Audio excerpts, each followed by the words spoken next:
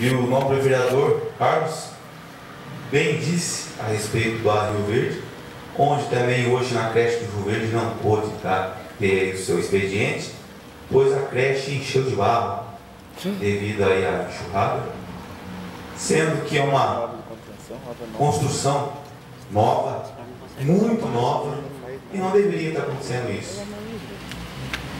A gente vem vendo aí erros e mais erros,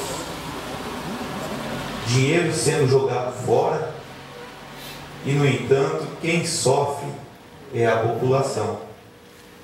Vários pais que têm que deixar suas crianças para ir trabalhar, hoje tiveram que deixar com família, ou tiveram que não ir, não podendo trabalhar.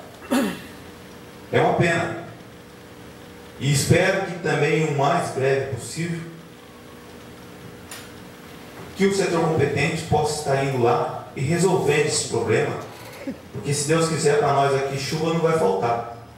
E se toda vez que chover aqui para a gente acontecer isso, o que vai ser a população da Rio Verde?